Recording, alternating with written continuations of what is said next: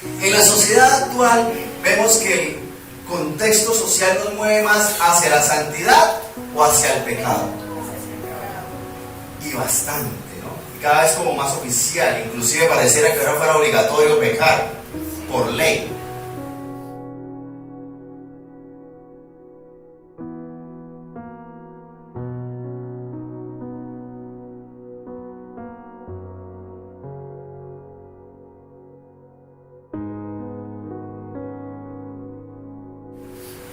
La sociedad cada vez se corrompe tanto que se apoya más el pecado que la santidad, que a lo malo se le llama bueno y a lo bueno se le llama malo, inclusive en las familias.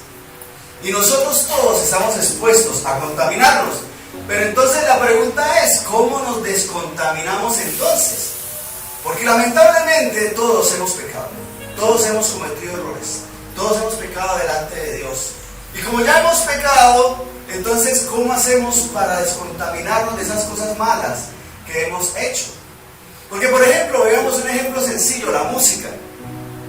Y hablamos de que la música ha venido siendo mala en los últimos años, o como desde hace ratico. Desde siempre. Uno mira letras de canciones de hace años, terribles esos mensajes. No solamente los de ahora. Desde siempre ha habido música mala. Y hay música en todas partes. Y muchos cuando les leí la letra encontraron que esas canciones las conocían. Y de pronto las habían cantado. ¿Cómo hace uno para sacarse una canción de la cabeza? ¿Sí le ha pasado a usted que de pronto se despierta y tiene una cancioncita ahí en la cabeza y sabe que es mala, pero aún así no lo suelta? Y como que uno intenta tararearla y como que... ¿qué hago con esa canción en la cabeza? ¿Cómo me la saco de la cabeza? El asunto está en que nosotros nos contaminamos fácilmente, pero descontaminarse es muy difícil. Es muy complicado. Por ejemplo, hablando de la música, ¿cuánta música cristiana hay? Muchísimas. Si uno mira, por ejemplo, famosos como Marcos Witt, como José Romero, tienen cientos de canciones. Y uno busca la discografía de ellos y son horas y horas de alabanzas y uno puede encontrar en todos los géneros, en todos los ritmos. Hasta hay reggaetón cristiano. Mensajes que tienen una palabra sana, una palabra santa. Y el ritmo que le guste a usted. Pero entonces nosotros usualmente lo que buscamos es saciar una sed que tenemos con lo que sea. Porque es que resulta que sí, yo escucho 3 canciones cristianas, pero como que, están como aburridas. Cambiemos la emisora. Pongamos tal otra que esa me trae ciertos recuerdos. Y nos suele pasar. En vez de descontaminarnos, nos contaminamos más. Y el asunto es que nosotros sencillamente nos dejamos influenciar. Por ejemplo, usted está en un sitio, digamos un carro, usted está en el carro y usted pone música cristiana, pero el que está al lado no es cristiano, entonces usted le pone música que no es cristiana al que está al lado. ¿Para qué? ¿Para qué? Y resulta que somos nosotros los que nos contaminamos. Lo mismo pasa en las casas, en las empresas, en todas partes. Pero entonces nosotros nos dejamos influenciar. Vamos a ver qué tan influenciables somos. Vamos al libro de Jueces 16, verso 4. Ahora sí. Estamos hablando de Sansón y Dalila. ¿Quién fue Sansón? Una de las características de Sansón era que era ¿qué? ¿Debilucho? Fuerte. Bastante fuerte. ¿Quién sabe si ejercía eso? El asunto está en que Sansón es conocido como un juez de parte de Dios, consagrado en el nazareato, que eso lo deberemos de pronto algún día, pero que era fuerte o débil. Y bastante, de las cosas que conocemos de Sansón era que era bastante fuerte. Fue un juez. Y si de los reyes se puede decir que hicieron lo malo, ¿será que de los jueces no? También. Y Sansón fue uno de esos jueces que tenía una vida desordenada. También hizo lo malo. ¿Y quién fue Dalila? Sansón y Dalila. Una filistea. Desordenada, enviada por los filisteos. ¿Y qué tiene que ver con Sansón? ¿Eran vecinos? ¿Eran parientes? Dalila era la mujer de Sansón. Ahí dice, después de eso aconteció que se enamoró de de Sorek, la cual se llamaba ¿cómo? Dalila, verso 5, quiero leer. Y vinieron a ella los príncipes de los filisteos, gente importante, y le dijeron a ella, ¿a quién? A Dalila, y le dijeron, engáñale e infórmate en qué consiste su gran fuerza y cómo lo podríamos vencer, para que lo atemos y lo dominemos, y cada uno de nosotros te dará 1100 ciclos de plata. Bastante. ¿Qué le estaban ofreciendo ahí? Un soborno, ¿sí o no? ¿Qué tal es la integridad de Dalila? Si recordamos la historia, Sansón era un hombre tan fuerte que era capaz de llevarse las puertas de una ciudad. Imagínense un portón grande y cogió las dos puertas y se las llevó porque sí. Así, se las echó ahí, allá. Era tan fuerte que peleaba contra cientos y contra miles y les ganaba con lo que fuera. Inclusive se peleó fue con una quijada de una mujer. Muy fuerte el hombre. Pero resulta que se enamora de Dalila. Y Dalila tenía la influencia de este grupo gobernante, príncipe de los filisteos, que le ofrecieron ¿un qué? Un soborno. Bastante. ¿Qué tanto será hoy en día? No sabría decirle, pero es bastante. La integridad de Dalila estaba entera de juicio en ese momento. Le pregunto, ¿debía Sansón estar con ella? No. Sansón había sido ungido por Dios para ser juez de Israel. ¿Qué hace metiéndose en ese lío? Estando con Dalila, que su integridad dejaba mucho que desear. Se había dejado sobornar. Le pregunto, ¿Sansón podía o debía confiar en Dalila? No. Estaba enamorado, pero confiar en ella, muy difícil. Permítame, yo les leo, verso 6. Y Dalila dijo a Sansón, yo te ruego que me declares en qué consiste tu gran fuerza y cómo podrás ser atado para ser ¿qué? Dominado. Y le respondió Sansón, si me ataren con 7 mimbres verdes que aún no estén enjutos, entonces yo me debilitaré y seré como cualquiera de los hombres. Y los príncipes de los filisteos le trajeron 7 mimbres verdes que aún no estaban enjutos, y ella le ató con ellos. ¿Quién la ató con ellos? Dalila.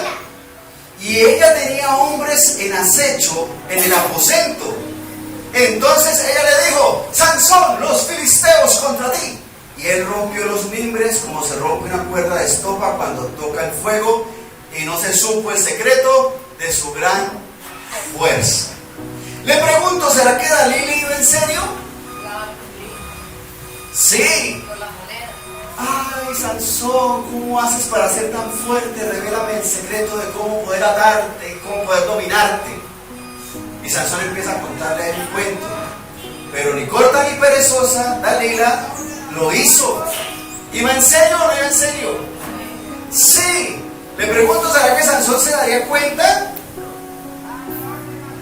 Le conté cómo era, o le cuento que le contó porque no fue como era. Pero ella de una vez lo hizo. Algo como sospechoso, un poquito. Verso 10. Entonces Dalila dijo a Sansón, he aquí que tú me has engañado y me has dicho ¿qué? Mentiras. Ahí estaba Dalila haciéndose la víctima. Ay, cómo me engañas, Sansón. El malo resultó siendo Sansón. Y quien quería el cuello de Sansón era ella. Pero dice, y me has dicho mentiras, descúbreme pues ahora, te ruego, ¿cómo podrás ser atado? Y él le dijo, si me ataren fuertemente con cuerdas nuevas que no se hayan usado, yo me debilitaré y seré como cualquiera de los hombres. Verso 12, y Dalila tomó cuerdas nuevas y le ató con ellas y le dijo, Sansón, los filisteos sobre ti. Y los espías estaban en el aposento. Mas él la rompió de sus brazos como un hilo. ¿Ha tenido una cuerda en sus manos? ¿Qué tan fácil es romperla? Imagínense esa soga con la que se amarran las vaquitas. Suavecito. Inclusive usted la agarra duro y le quema la mano. Eso, romperla así. ¿Y cuerdas viejas o cuerdas nuevas eran con las que lo amarraron? Se le van dos. ¿Dalila iba en serio? ¿Será que Sansón podía intuir que ella quería saber realmente cómo? ¿Será que él podría saber que Dalila iba en serio? ¿O será que no? No, es jugando que me amarró. ¿Sí? Jugamos a los amarrados. ¿Sí? ¿Será que nosotros podemos hoy intuir hacia dónde es que nos lleva el pecado? ¿O somos como Sansón que, eso es un juego nomás? Seguimos, verso 13. Y Dalila dijo a Sansón: hasta ahora me engañas y tratas conmigo con mentiras. Pobrecita Dalila, sufriendo. ¿Cómo la engaña Sansón de cruelmente? Así actúa el pecado, hermano. O sea, mire, ella se está mostrando como que, ay, pobrecita yo, ¿tú por qué me engañas tanto, Sansón? Le pregunto, ¿cuánto tiempo nosotros nos quedamos acariciando el pecado? Porque es que mire, la Biblia le dice, ay, ¿cómo hago para atarte? ¿Para qué sería? ¿Para qué querrá atarme? ¿Para bien será? ¿Porque quiere que juguemos a unos pulsos será? ¿No es cierto? Sansón era un hombre de guerra. Sabía el origen de Dalila. Sabe dónde la conoció. No sé hasta qué punto él supiera del negocio que tenía con los príncipes de los filisteos. Pero algo que era evidente era que no era para nada bueno. Pero eso nos pasa a nosotros con el pecado. Seguimos ahí, consintiendo el pecado, a ver qué pasa. A ver qué pasa. Y seguimos ahí. ¿Cuánto tiempo nos dejamos influenciar nosotros por el pecado? Porque uno dice, Sansón sí, a ver qué le pasa, puro músculo, ¿verdad? No, sencillamente él estaba ahí, siguiendo el juego como nosotros con el pecado. Nos dejamos influenciar con el pecado. ¿Cuánto nos influencia la contaminación del pecado? A ver, ¿poquito o bastante? Bastante. Y es peligroso, es peligroso. ¿Estaba Sansón con Dalila así de gratis? No, él estaba con ella porque quería. Era su mujer. ¿Pero era su esposa? No. ¿Podía Sansón dejarla? Claro que sí, inclusive eso es lo que le convenía, dejar a Dalila. Sansón tenía un llamado de parte de Dios, tenía un superpoder de parte de Dios. Era súper fuerte. A tal punto que rompió una cuerda, sí. Así de recién despertado. Sin mayor entrenamiento. Pero aún así él seguía ahí con Dalila. Lo correcto hubiera sido decirle a Dalila, hasta aquí nomás, chao. Terrible, ¿cierto? Pobrecita Dalila.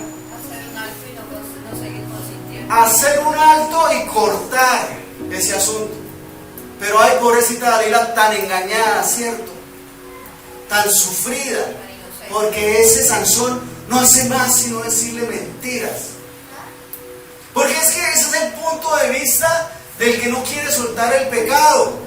Es que para dejarla me da pesar. Pero es que lo correcto ahí era dejarla. ¿Por qué? Porque mire lo que sigue, verso 15. Pobrecita, ¿cierto? Para dejarla, ya la he engañado 3 veces. Y ese es el punto de vista del que consiente el pecado. Es que me da vaina dejarla, o dejarlo, o decirle que no. Y se queda ahí. Verso 16, aconteció que presionándole ella cada día con sus palabras e importunándole, su alma fue reducida a mortal angustia. ¿El alma de quién? De Sansón. ¿Quién era Sansón? Un juez, ¿qué? Guerrero, súper fuerte, de esos violentos, de guerra, porque no son las guerras de ahora, bueno, las guerras siempre han sido violentas, pero sanguinarias, tremendo. ¿Será que él era un hombre que por las palabras de su mujer entraría en mortal angustia? O sea, es que estoy en mortal angustia por lo que me dices. Es que, mire ese término, o sea, me quiero morir de tanto estrés que tengo por esas palabras que me dicen. Bueno, me tiene asustado. ¿Será que ese hombre guerrero no podía cortar eso? ¿No podía salir de ahí, de ese lío? No, prefiero entrar en mortal angustia. ¿Será que nosotros ante la insistencia del pecado caemos en mortal angustia? Es que la tentación es tan grande que si no lo hago, me muero. ¿Sea así? ¿Habrá alguna tentación pecaminosa que nos lleve a sentir mortal angustia? Es que si no le digo la mentira, me voy a morir. Es que si no me robo esto, me muero. Es que si no me voy con ella o con él, me muero. Mire que esa es la postura de la persona cuando está cediendo a la tentación. Es que ¿cómo hago para aguantarme si yo soy hombre? Es que ¿cómo hago para aguantarme si todo el mundo lo hace? Y entra en mortal angustia. Es una angustia tal que siente que se va a morir. Mire, Sansón, semejante personaje, en mortal angustia. ¿Será que ese término, esa mortal angustia, no es más que una excusa? Es que si la dejo me muero. ¿Se ha escuchado eso? Si lo dejo me muero. ¿Será cierto que si lo deja se muere? Si deja el pecado se muere. Es que si no me tomo esta me muero. Si no me fumo esto no me muero. ¿Será cierto? ¿O será la excusa del pecado? Sansón estaba en mortal angustia. La debilidad humana. Y en esa excusa nos quedamos. Es que soy débil. ¿Qué puedo hacer? Estoy en mortal angustia. Miren lo que sigue, verso 17. Le descubrió pues todo su corazón y le dijo: nunca a mi cabeza llegó navaja, porque soy nazareo de Dios desde el vientre de mi madre. Si fuere rapado, mi fuerza se apartará de mí y me debilitaré y seré como todos los hombres. Ahora sí, Sansón le contó a nada más y nada menos que a Dalila donde radicaba su fuerza. ¿Y qué pasó? Dalila se puso a pensar: ay, ¿qué pensar? Mejor no lo hago. ¿Sí? No. ¿Qué hizo? De una vez a Sansón le raparon la cabeza, se quedó sin fuerza, lo llevaron preso y le sacaron los ojitos. Consintiendo al enemigo, durmiendo con el enemigo, para arriba y para abajo con él. Se parece a nosotros. Consintiendo el pecado, durmiendo con el pecado, viviendo con el pecado, sabiendo para dónde lo llevaba. Y Sansón muere de una forma terrible en ese contexto por haber sido debilitado, por haber cedido al pecado. Por su supuesta mortal angustia pasó a una mortal muerte. Ahí se estaba remuerto. Me tenía seco con esa preguntadera y terminé por decirle: porque ¿qué más hacía? ¿Qué quiere que haga? ¿Qué más podía hacer yo? Y nosotros acá decimos: uy, si Sansón, usted hace mucho, uy, ¿cierto? Pero y si miramos hacia adentro, es que yo sí soy mucho, uy, porque son puras excusas. Es que si no lo hago, ese deseo me va a matar. Debemos resistir al pecado. Primera de Corintios capítulo 10, verso 12 y 13. Así que el que piensa estar firme, mire que no caiga. No os ha sobrevenido ninguna tentación que no sea humana, pero fiel es Dios, que no os dejará ser tentados más de lo que podéis resistir, sino que dará también juntamente con la tentación la salida para que podáis soportar. O sea que podemos soportar la tentación. Sí, pero nos escudamos en la debilidad humana. Es que soy humano, yo no soy de palo. ¿Esa excusa nos sirve delante de Dios? ¿Será que Dios no sabe que somos humanos? ¿Será que Dios no sabe que somos débiles? Pero por eso mismo nosotros debemos resistir a la tentación. resistir al pecado, porque escrito está: no os ha sobrevenido ninguna tentación que no sea humana. O lo cogieron con una escopeta en el pecho y le dijeron que tenía que tomarse eso. Y aún así, ¿cuántos hombres en la Biblia fueron lanzados a los leones, al horno de fuego, fueron crucificados? ¿Qué punto de presión hemos tenido nosotros que soportar, que estamos en mortal angustia y por eso caemos ante el pecado? Pero no os ha sobrevenido ninguna tentación que no sea humana, pero fiel es Dios, que no os dejará ser tentados más de lo que podéis soportar. Y este texto habla acerca de los pecados que cometió el pueblo en el desierto, en la salida de Egipto. Volvámonos ahí un poquito, ahí mismo en 1 Corintios 10, pero el verso 6. Mas estas cosas sucedieron como ejemplos para nosotros, para que no codiciemos cosas malas, como ellos codiciaron. Ni seáis idólatras, como algunos de ellos, según está escrito, se sentó el pueblo a comer y a beber, y se levantó a jugar. Verso 8, ni forniquemos, como algunos de ellos fornicaron, y cayeron en un día 23,000. Verso 9, ni tentemos al Señor, como también algunos de ellos le tentaron y perecieron por las serpientes. Verso 10, ni murmuréis, como algunos de ellos murmuraron y perecieron por el destructor. Verso 11, y estas cosas les acontecieron como ejemplo y están escritas para amonestarnos a nosotros, a quienes han alcanzado los fines de los siglos. Así que el que piensa estar firme, mire que no caiga, porque no os ha sobrevenido ninguna tentación que no sea humana, pero fiel es Dios, que no os dejará ser tentados más de lo que podéis resistir. Es ejemplo para nosotros. Todas esas caídas que tuvo el pueblo de Israel durante el desierto fueron tentaciones en las cuales se dieron y se dejaron caer. ¿Pero podían haber evitado? Sí. ¿Será que podemos nosotros evitar pecar? Sí. Porque con la tentación tendremos la salida. Les voy a dar un ejemplo sencillo, pequeñito. Una espinilla. Me salió una espinilla. Entonces empieza a tocársela. Hasta que va al espejo. Se echa uña y se lastima y se hace un roto. De tanto tocarla, de tanto acariciarla, de tanto mirarla, termina por lastimarse. O comerse las uñas. Ven, tengo esta. Y se come la uñita. Hasta que se acostumbra a comerse las uñas y después se lastima el dedito. O se encuentra un cuerito y... ¿Hasta qué? Hasta que se hace un roto. Hasta que se lastima. Y eso no es pecado. Pero la tentación es así.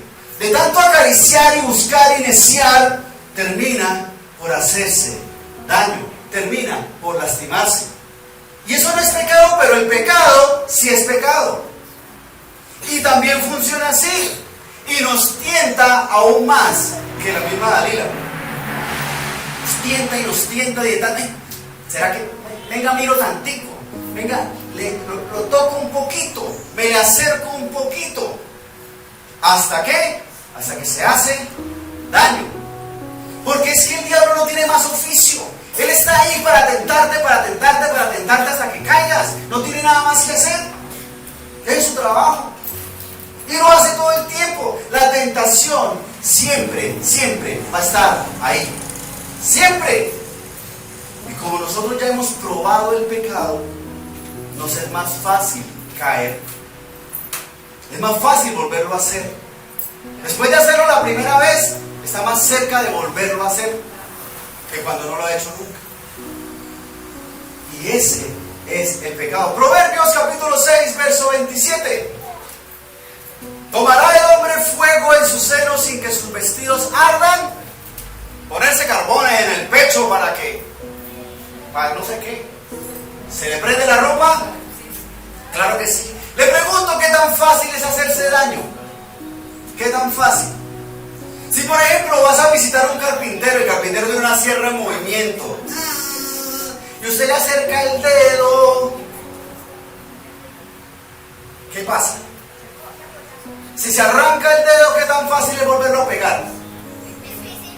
El carpintero tiene pegamento, ¿verdad que lo pega y ya? ¿Cómo queda el dedo?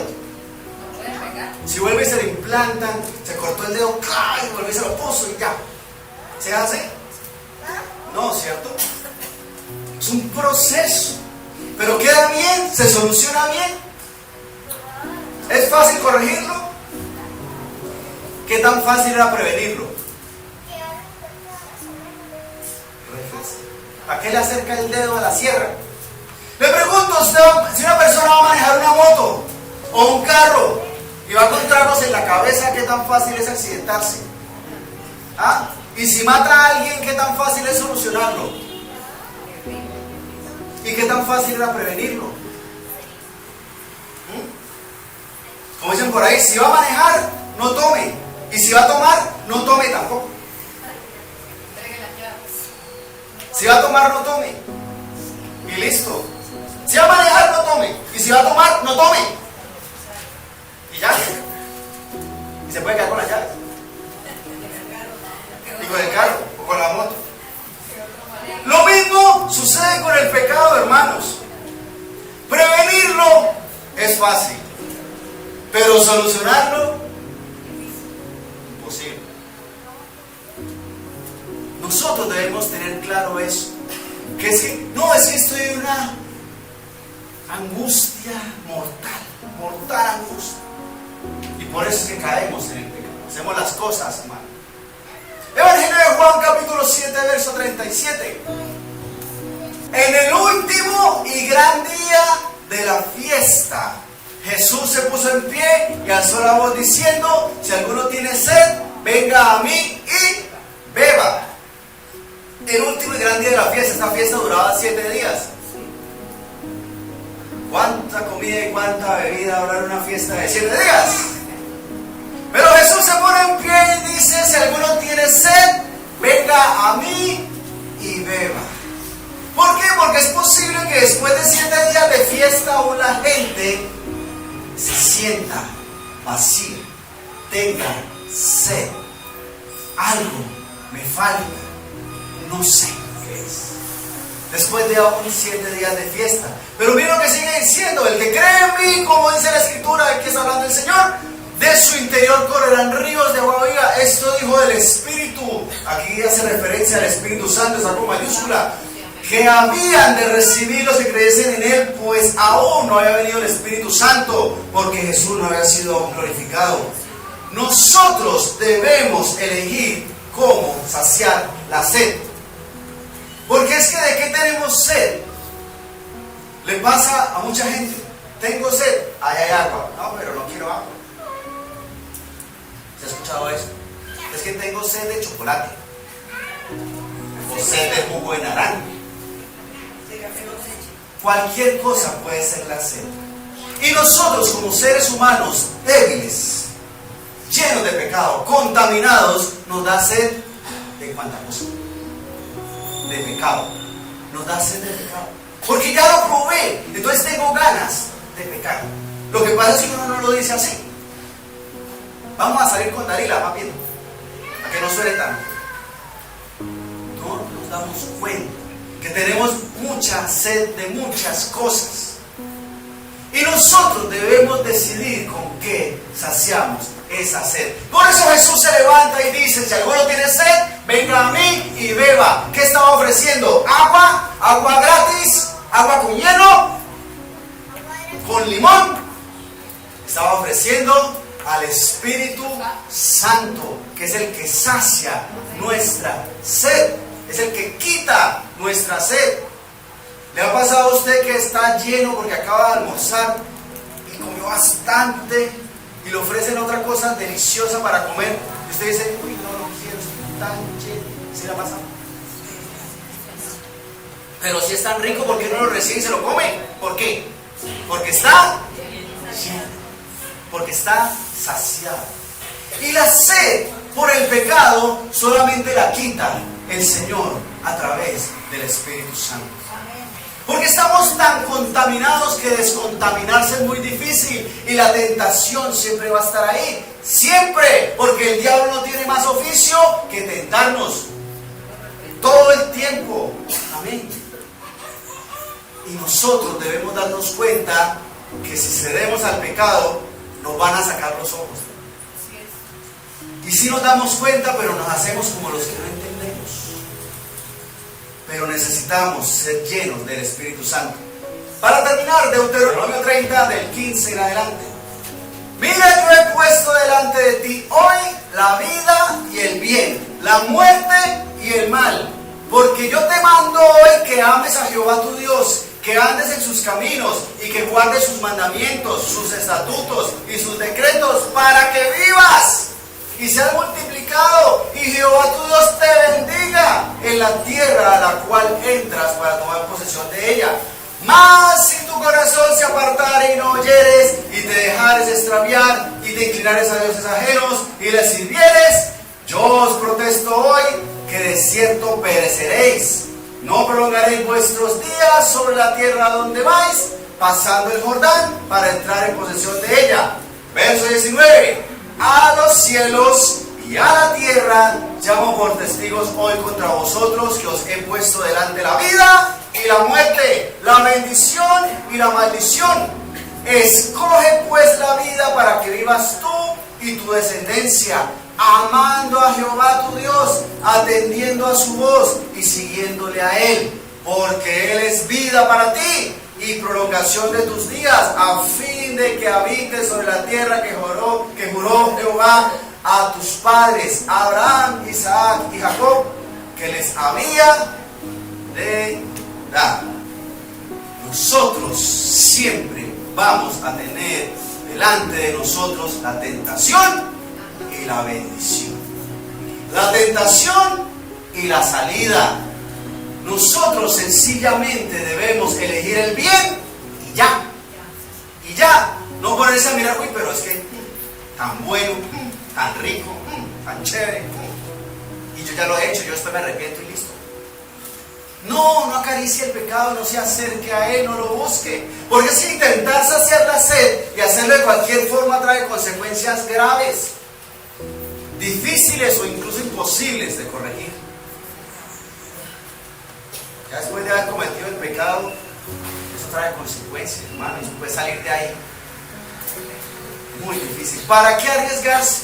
Mire, báñese con agua fría, o apague el televisor, o no vea televisión solo, o quite el internet al celular, o no vaya por allá, no pase por allá, no le conteste, no le llame, ore, cante alabanzas, congréguese, disipúlese, estudie la palabra de Dios, sirva al Señor. Eres líder, recuerde que eres líder. Y así como te puedes contaminar, te debes descontaminar pronto. Porque Dalila le insiste y le insiste y le insiste y le insiste y le insiste. Y de pronto cuando se dé cuenta se está en una mortal angustia. Innecesariamente. Por la debilidad humana. Por las excusas que todos tenemos. Pero no nos ha dado Dios espíritu de cobardía, sino de poder, de amor y de dominio propio. Pongamos de pie, por favor, vamos a orar. Porque Dios es bueno y ha tenido misericordia de nosotros. Pero nosotros debemos salir de ese rollo, de ese problema, de esa tentación.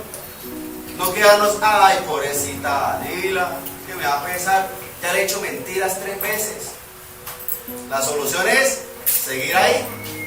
No, salir, cortar eso, salir de ahí. Oremos. Señor Dios Santo, Rey Todopoderoso, gracias, Señor Dios, porque tú nos unes con tu presencia, con tu poder, con tu amor, con tu gracia, con el privilegio, Señor Dios, de poder ser líderes de parte tuya, Señor. Pero hoy aquí tenemos la certeza de que estamos expuestos, Señor, a la tentación y al pecado.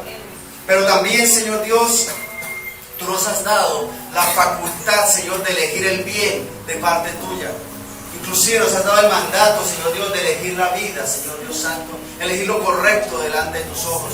Que dejemos de acariciar el pecado, que dejemos de andar, Señor Dios, buscando lo que no conviene, Señor, sino que nos apartemos de una vez por todas sin pensarlo mucho del pecado, nos apartemos de todo lo malo, rechacemos, cortemos todo aquello que nos arrastra hacia la maldad, porque el enemigo siempre va a estar ahí buscando hacernos caer, Señor.